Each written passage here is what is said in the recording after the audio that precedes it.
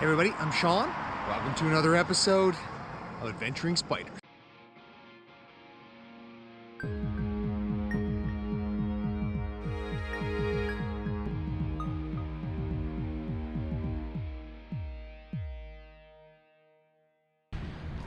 Welcome back everybody on this episode of Adventuring Spiders. I am in Yellowknife, Northwest Territories.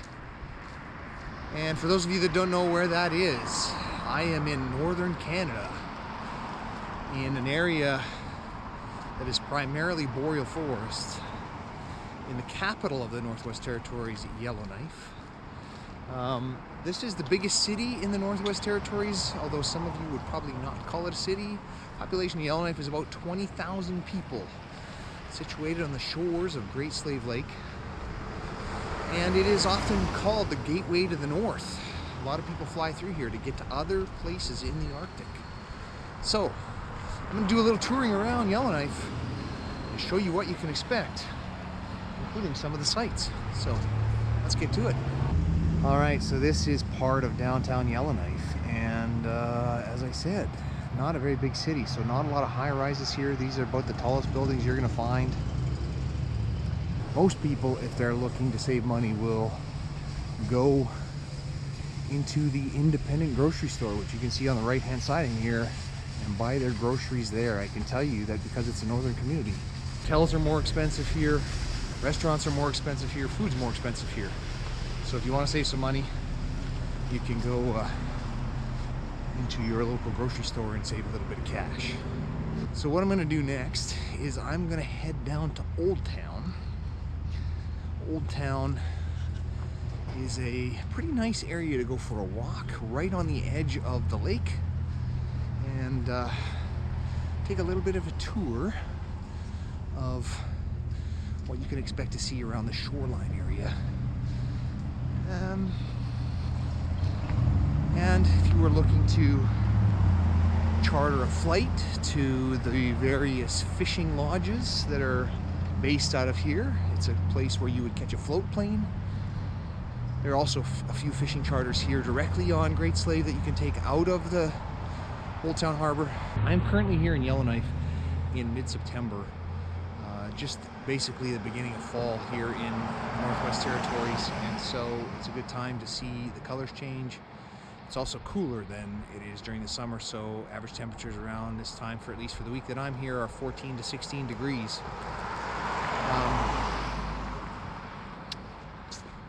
Yeah, let's continue to head down into this area, and I'll get you closer to the water. Alright, so we've just basically entered the beginning of Old Town here, and I can see they actually have a parking lot set up now for people who want to visit Old Town. I'm going to show you a couple of things that you can stop and do in Old Town, including one of my favorite local pubs. Alright, so I'm standing here right beside the NWT Brewing Company, and right attached to that is a local pub called the Woodyard. And Woodyard is a good place to come if you want a meal and some basically brew pub style atmosphere with some craft beers. So that is a place that I regularly haunt. And now we're going to continue down further into Old Town as we get closer and closer to the docks area. You can also see that there are parts of Old Town that are not developed, and I'll talk about that a little bit later. One of the other things I mentioned at the beginning is that I'm here in September, which is actually the transition period between the sunrise and sunset. So for those of you that don't know, being so far north, Yellowknife in the summer has close to 24-hour sunlight. Not as much as further north, but very close to it. And in the winter has close to 24-hour darkness at the peak. So right now we're in the transition at this time of year. Sunset tonight is around 8 p.m. And that'll continue to just get sooner and sooner as we get closer to December. The other thing that's nice about this time of year is there isn't anywhere near as many bugs. One of the challenges with being here in the summer, if you're going to be anywhere outside of the main city, is that the mosquitoes and the black flies are horrible in the summertime. So once you get into the fall and it cools off, it definitely knocks them down a bit, which is always an advantage. All right, everybody, another thing that you'll see a lot in the north is the connection to the local indigenous communities, and you can see some of that right behind me here in terms of the art on this rock and the dedication. First and foremost, there is some words in the local language that you can see here, as well as some really cool indigenous art. And at the very top, you probably can't see, just peeking out above it is a teepee. So I'll back up so that you can see everything here. It is a reminder very clearly that this is in the traditional territory of Canada's Indigenous peoples, and the influence is very clear in these northern communities, which is great to see. All right, everybody, so this is the first glimpse at Great Slave Lake and Yellowknife Bay. And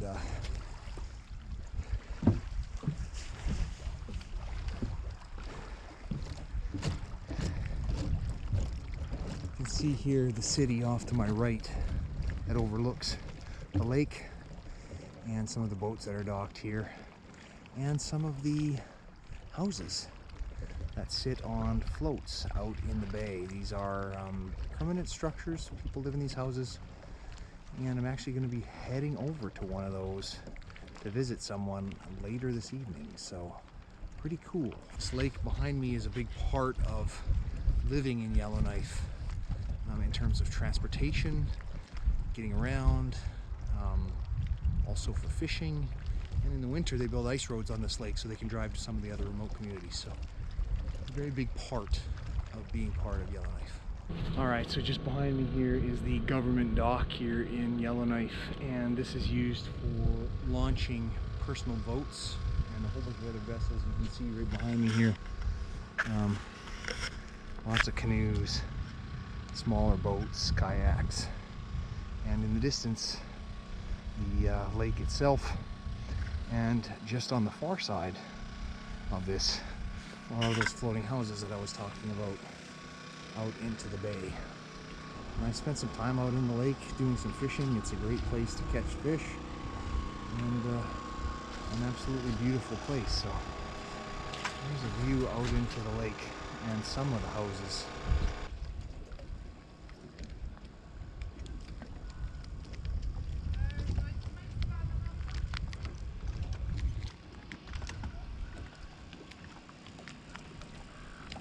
I video a lot of stuff.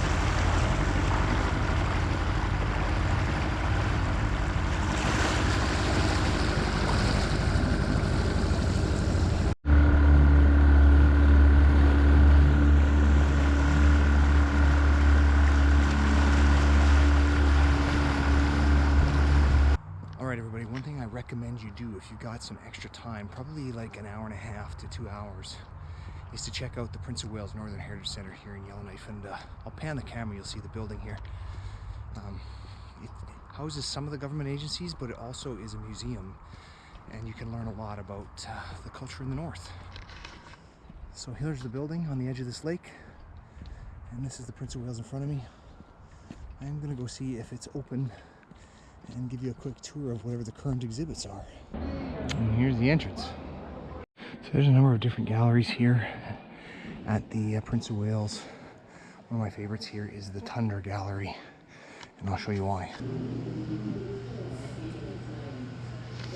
One of the cool things about the Tundra Gallery is it starts out talking about a lot of the Ice Age fauna that lived around this area, including mammoths and mastodons and a variety of other species. Ice Age bison, and even giant beavers. That is a big beaver right there. And then you've got some dioramas, which are great. So in this case we got an awesome red fox with some muskrats. They even show underwater here. Got woodland caribou. It's very cool. We got beluga whale.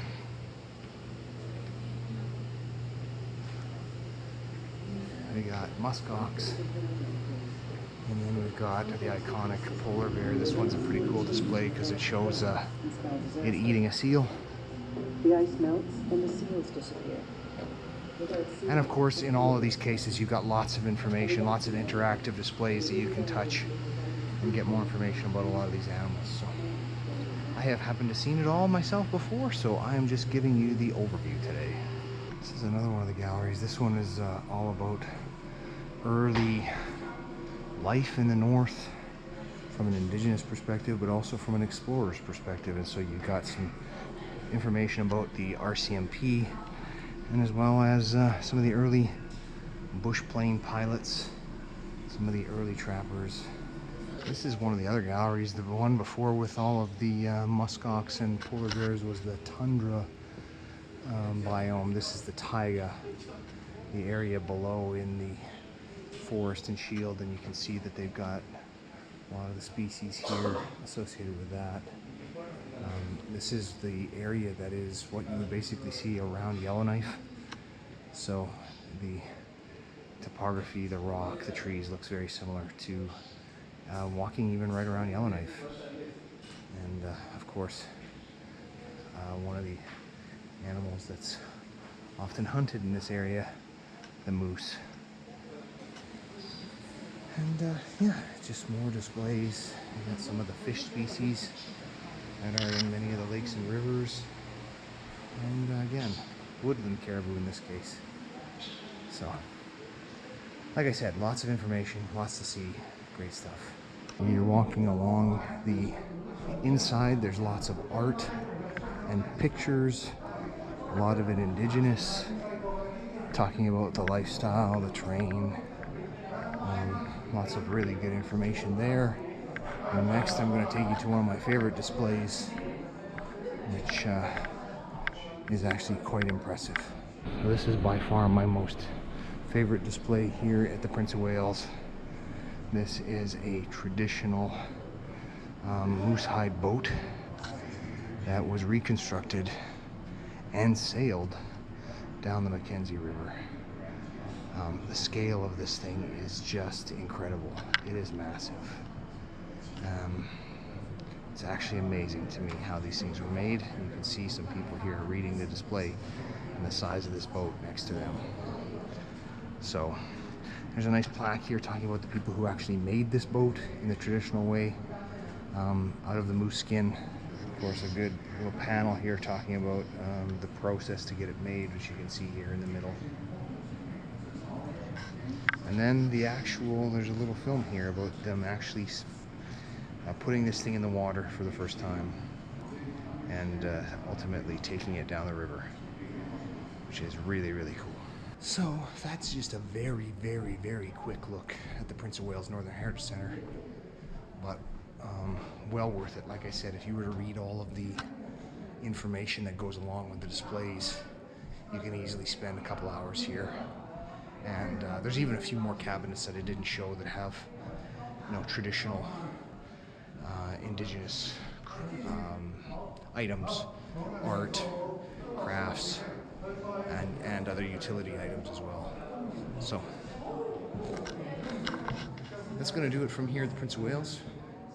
I'm going to head back outside. All right, everybody. So another thing that you'll notice when you're coming into Yellowknife from the airport is that the area around Yellowknife is very rocky. And you'll see this rock everywhere.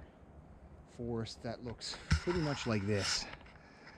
Rocks, trees, and often surrounding a lake, just like this. All right, everybody, so I'm clearly not in Yellowknife anymore. I'm in my backyard, and that's because my camera died on me right at the end of that video. What I wanted to finish out by saying is that there's a lot of great hiking locations right in the city of Yellowknife. Where I took that bit of footage from right at the very end was right beside the Prince of Wales Northern Heritage Centre, and you can walk all the way around that lake. There's a hiking trail. In fact, there's a couple hiking trails. So if you're looking to explore the shield and some of the forest, you can do it right from the edge of the city. It's spectacular. All right, I barely scratched the surface of Yellowknife on this one. I just wanted to share a little bit from a very quick trip that I had there, and I hope you enjoyed it. If you liked the video, smash that like button, hit subscribe, and until next time, good adventuring.